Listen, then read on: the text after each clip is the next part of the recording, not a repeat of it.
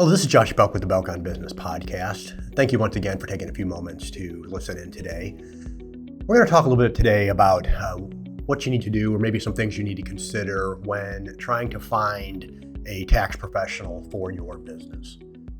Wanting to make sure that you have the right person to work alongside, to help you, to advise you, and to direct you as it relates to your tax needs, your accountancy needs inside of your business. And so we're going to talk a little bit about today some areas that you need to possibly consider, some areas you should probably look at, maybe some questions that you may want to ask when you're going through the process of trying to find someone. It is, of course, anytime you're trying to find a professional to work with, sometimes it can be a very difficult process. Many times we find ourselves, calling another business owner, calling a friend. Hey, who do you use?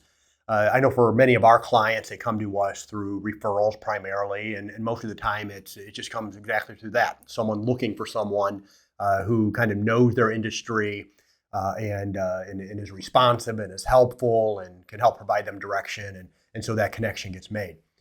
But sometimes it's kind of like you're having a difficult time finding someone, so it becomes a process of just kind of going through the phone book or looking up online and just saying, okay, well, who's the person in my area that may be most highly recommended, or whatever the case may be, has good reviews, and then kind of go from there and begin working through the process.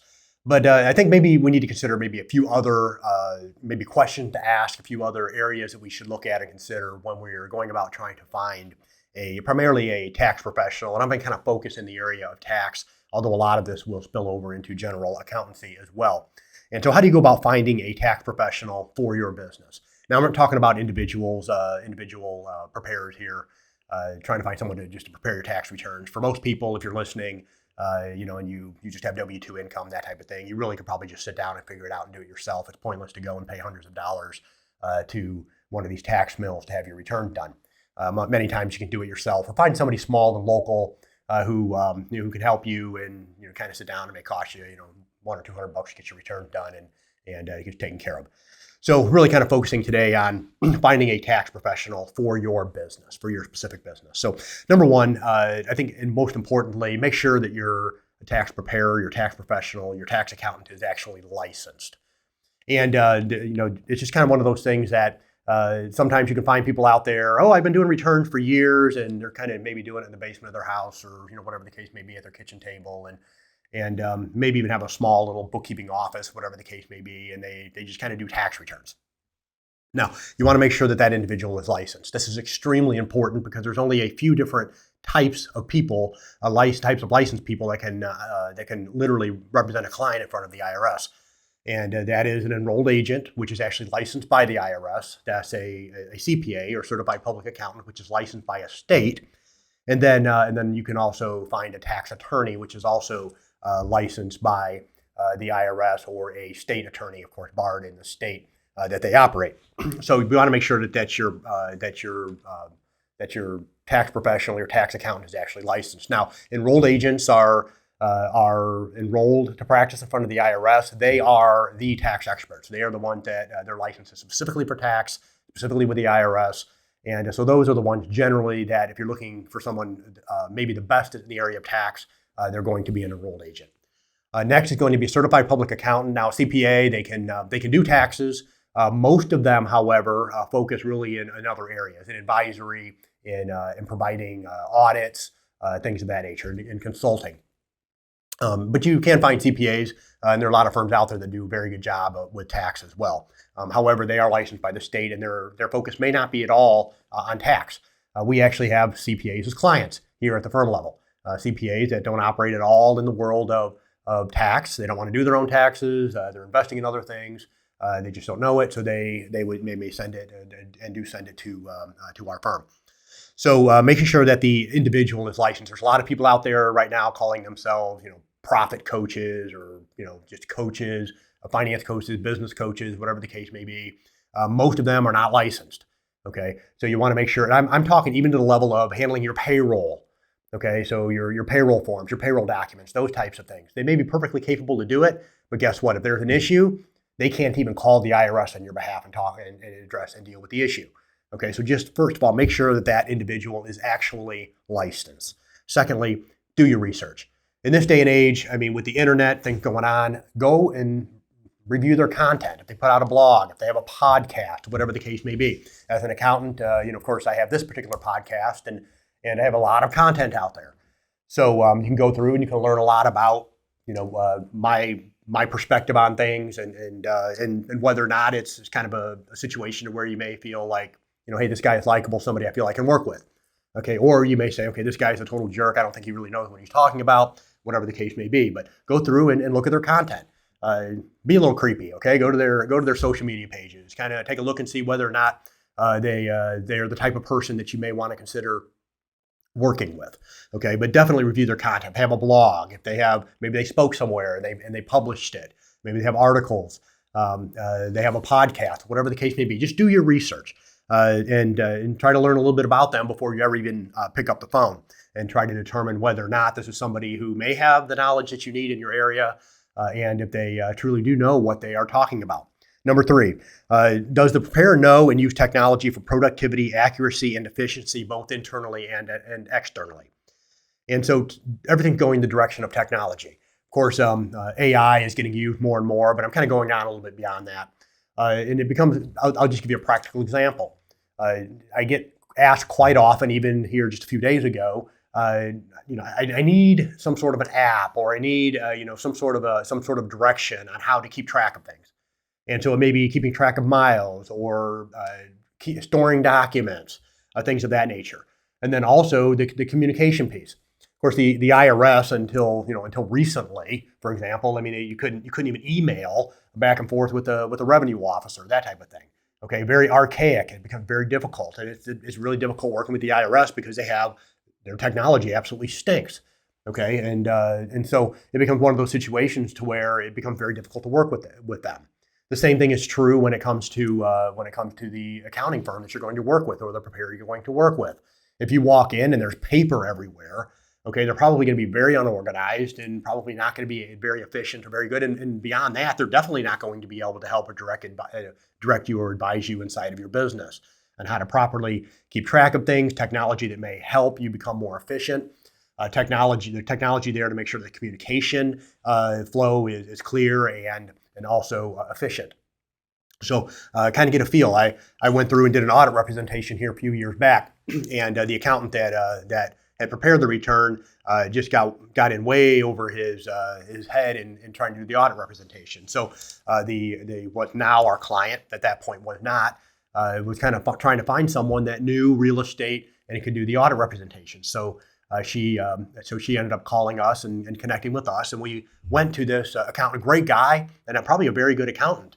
But walked in there and we went into his conference table in his room, in his conference room, and he had literally piles of papers all over his desk, and we literally kind of had to move out of the way just to see each other to have a conversation. Okay, probably not the best person to work with. They're probably not that efficient, and they definitely don't use technology. Okay, so find out the level of technology that's being used, because I think you'll find them to be a lot more helpful in the advisory end. Also, the communication becomes more efficient, the process becomes more efficient, and generally there's a lot less errors that end up getting made. Next, number 4, how responsive are they to clients' needs?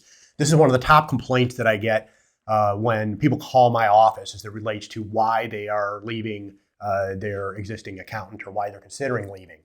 And number 1 is simply because they just don't ever respond. Okay, and and I kind of understand that. There's not enough accountants out there. It becomes very overwhelming trying to keep up with the emails and the phone calls and all the communication out there, the text messages, etc. Okay, but there are ways to go about making sure that you can increase it. But really trying to find out how responsive are they to clients. If you know someone who happened to have used them, probably a good place to go and ask how responsive are they, or simply just ask them. Okay, what is a reasonable expectation as far as a response time to an email or a phone call or an issue? Okay, and so kind of understanding how responsive are they, or is it going to be, as the case is with a number of clients that have moved to our firm, is they came from somewhere where they would email and be weeks before they get a response. and just didn't feel like they mattered. Their issues were, or that their issues were going to be addressed. Number 5, are they able to make the complex simple? I know personally this is one area I struggle with, and that's trying to take some complex complex laws, rules, etc., and trying to simplify them to where it's understandable. I really do want for our clients here at the firm level to be educated. I want them to know as much as they want to know, for them to understand as much as they want to understand. And it really is kind of my responsibility to take some complex rules and complex laws and try to, I don't want to say dummy it down, but to try to simplify it a little bit to where it can be understood and executed. And so, if the situation to where you don't understand it, and you're confused, and you're just simply trying to operate off of trust, I don't think that's the best type of relationship that can be developed with your accountant. So, are they truly able to make the complex simple? And I think probably just having a conversation or two with the individual, and you'll probably be able to figure that out. But are they able truly to make the complex simple? Tax strategies, all this, it is extremely complicated. And the more I know at our firm level, the larger type clients we take on, the longer we've been in business, the more complex issues that we address. And over the last few years, the tax rules and everything else have kind of just been changing rapidly. And so it does take a lot of work to keep up with it. And then, but it's necessary, not just to keep up with it, to also be able to take some of those rules and turn around and be able to help to explain to clients when they have questions. Number 6, do they have a good internal culture at the firm level? And so does their team support each other? And it's kind of one thing that I think any business really should focus on, and that is culture. But what is their culture like?